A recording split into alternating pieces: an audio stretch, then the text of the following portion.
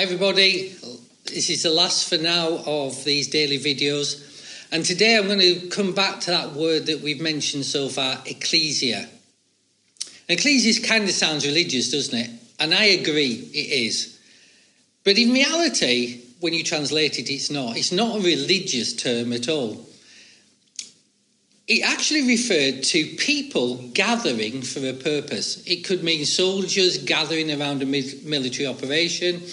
It could mean a government gathering to make decisions. And it actually means people gathering together who have been called out for a specific purpose. So a getting together isn't enough. A meeting every so often or a meeting once a week isn't enough. It's about purpose. It isn't a static thing, it's a dynamic grouping together around a mission. So when the Jews were scattered around the world, they still called themselves ecclesia because they saw themselves as called out by God for a purpose. And so ecclesia or church isn't about a location of a meeting, it's about gathering around a mission. So when we view church as a series of meetings in a particular location, rather than with that mission focus, we lose our sense of purpose. And that is the point. When Jesus said go, Jesus said go make disciples. When he said go, he didn't have in mind a few who were sent out to try and reach people. He had in mind a whole local church mobilised around its mission. And when he said make disciples, he had in mind a dynamic process that took people step by step along a path of deeper relationship and deeper faith and trust in him, wherever they were starting out from. And it's this dynamic from unchurched to trying church, to getting involved with church, to being connected deeply to church, to going deeper in relationship, that we as a local body, Faith Life, are called to engage with as our mission. As a local church body, Faith Life has an original call to make Christ the centre of all we do and to reach people with that message, to keep our eyes on him and lead others closer and closer to him.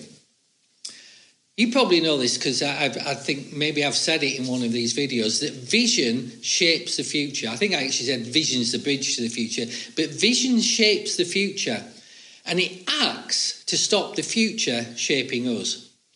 That means the only way we have of not reverting to the norm, not becoming ineffective in our mission, is to keep that vision at the centre of our thinking and a determinant of what we use our resources and time for. So, I want to encourage you right at the end of this series to think about three things.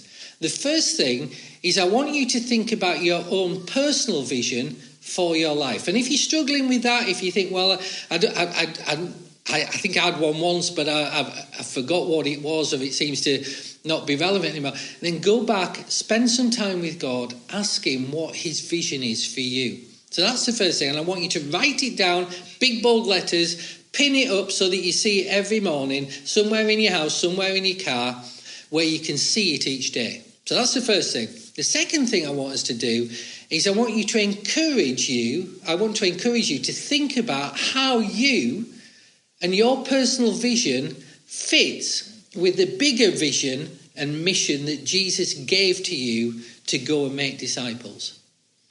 And finally, I want to encourage you to choose to be part of Jesus' great master plan, the ecclesia, the local church. A people gathering around a purpose, gathering around a mission, doing your part to write your role in that mission. Because that mission is one we can do together, but we need to commit to it, we need to gather around it, and we need to act on it. And that way we will lead people, many, many people, into a growing relationship with Jesus. Be blessed, Faith Life.